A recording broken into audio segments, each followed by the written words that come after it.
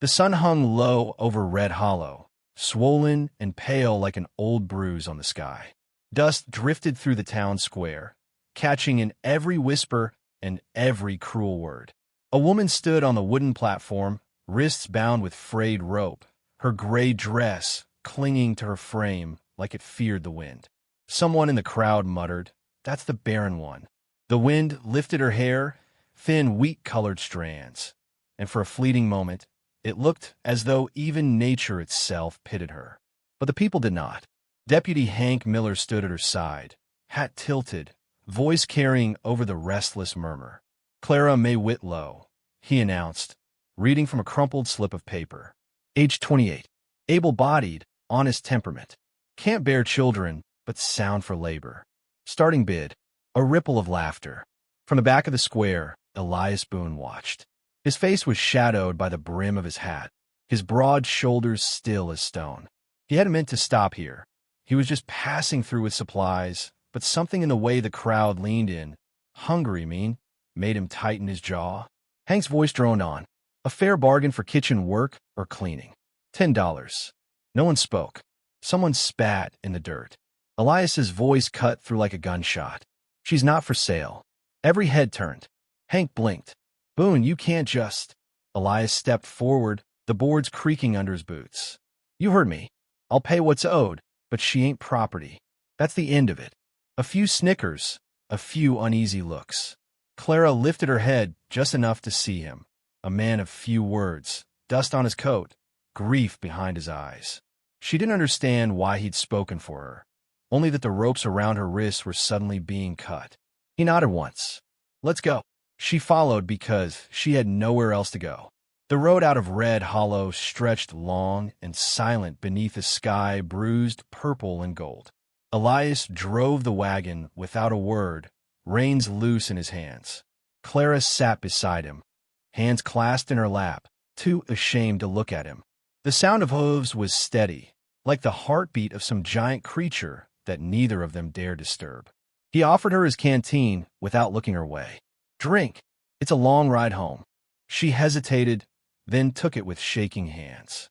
"Home," she repeated softly, as though testing the word on her tongue. He only nodded. They rode until the stars came out, and the land turned silver under the moon. She kept her eyes on the horizon, afraid of saying something wrong, afraid of saying anything at all. When the wagon finally creaked to a halt, she saw a weathered ranch house crouched at the edge of a quiet valley. A windmill turned lazily nearby.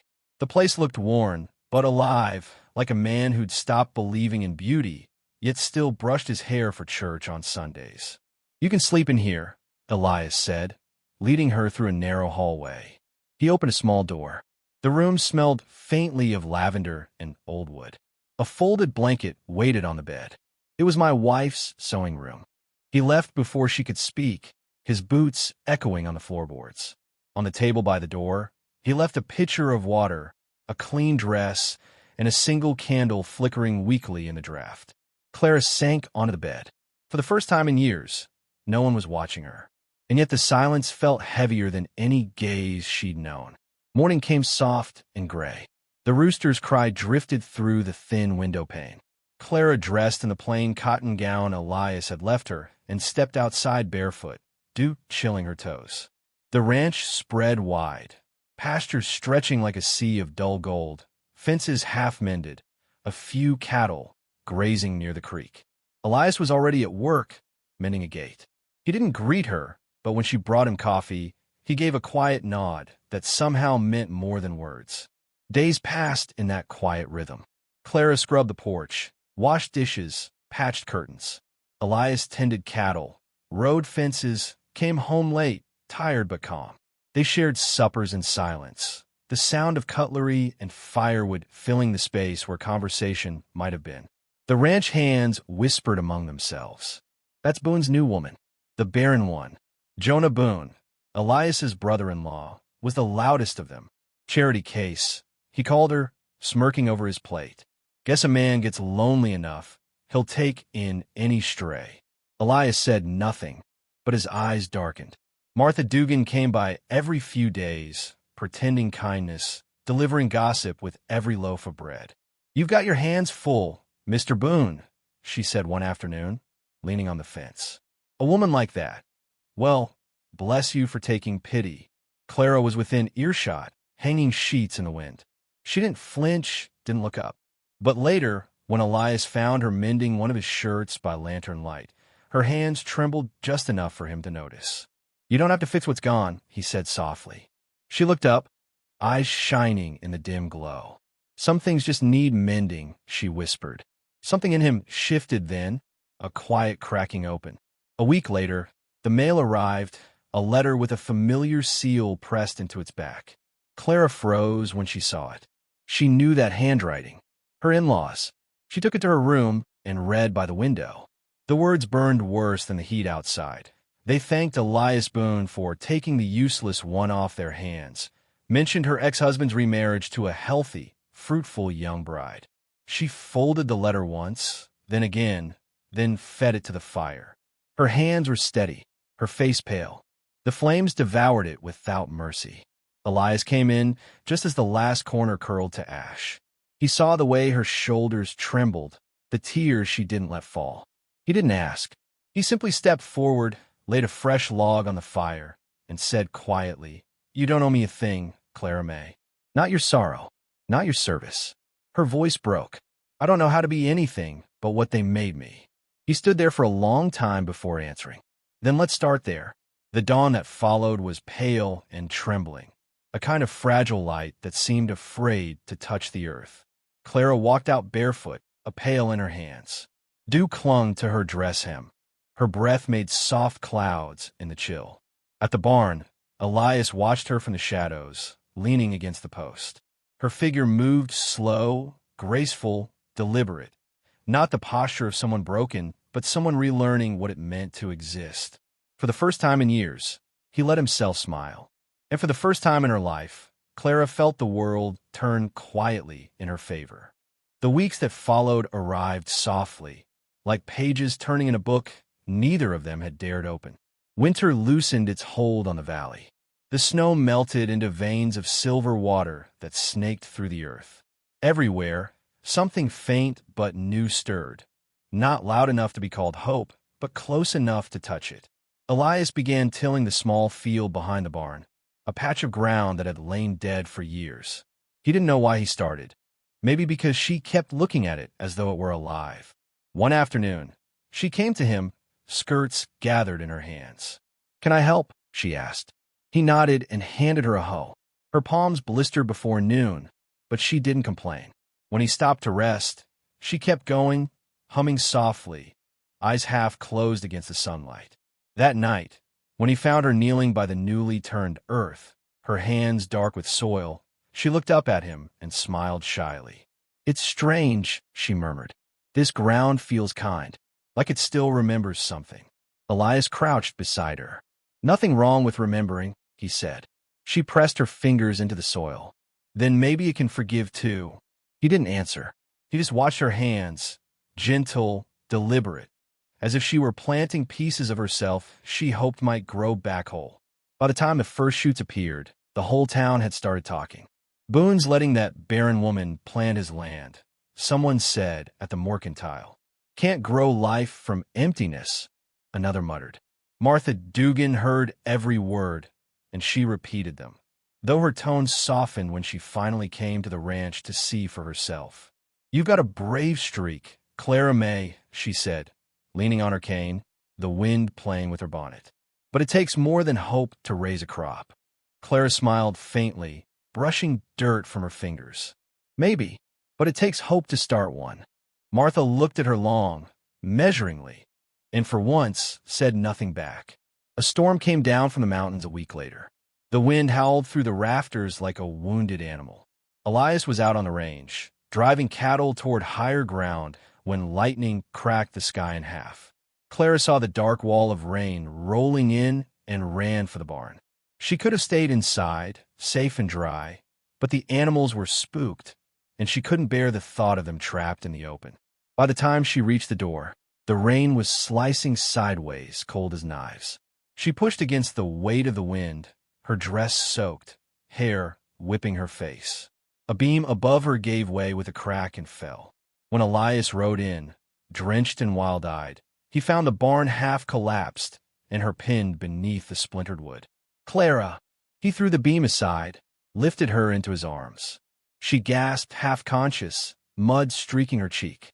"You could have died," he said, voice breaking as thunder rolled across the valley.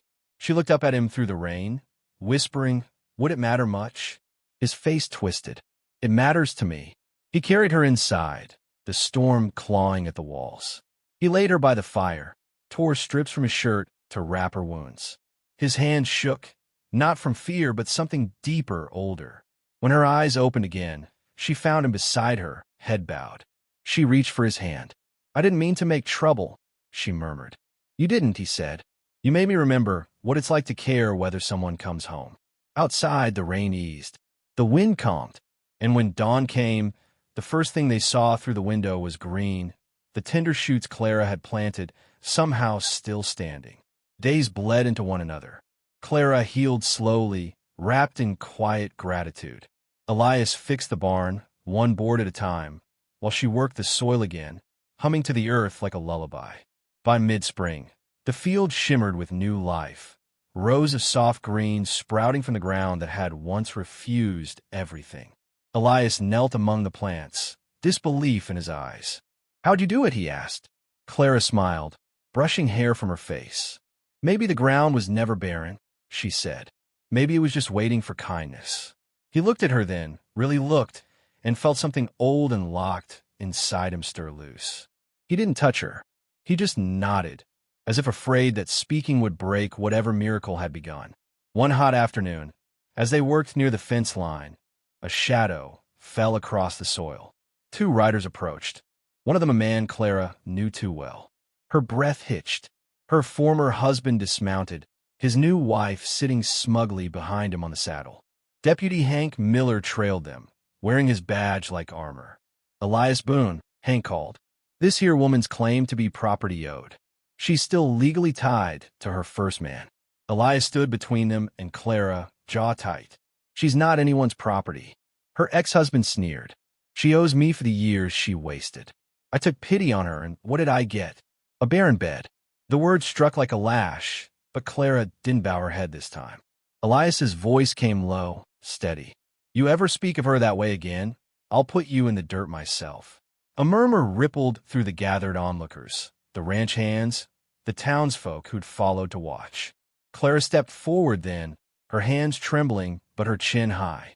"I was sold once," she said softly, "but I will not be given again." The air stilled. Even Martha Dugan, standing in the back, lowered her gaze. "Let her be," she whispered, voice thick. Her ex-husband cursed, spat, and rode off. The crowd scattered like leaves. Elias turned to her. "You didn't have to face him." "I did," she said quietly.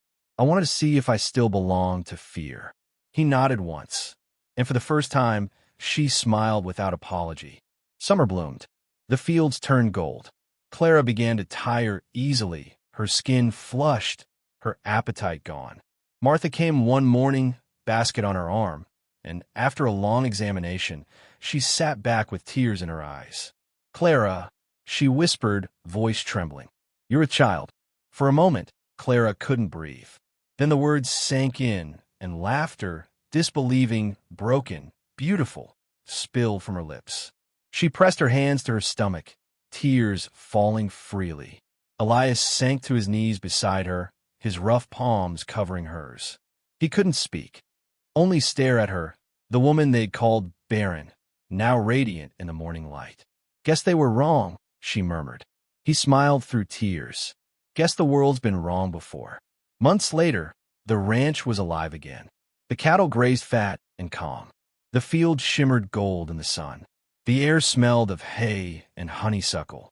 Elias built a cradle with his own hands, sanding each curve until it gleamed smooth as river stone. Clara sat on the porch, her belly round beneath her dress, watching him work with soft eyes. When the baby came, a girl with dark hair and lungs strong enough to wake the stars, the whole valley seemed to bloom overnight. The first calf was born the same week, the first full harvest in years filling their barn. Elias placed the cradle by the window, the infant asleep within it. The sun poured over them both, a warm, forgiving light. Clara touched his arm. "Thank you," she whispered. He looked at her, voice low and rough. "No, thank you for coming back to life and bringing me with you." The years ahead stretched wide and golden, like the fields beyond their porch. Some evenings, the wind would rise and rattle the shutters, but it no longer sounded lonely, only alive.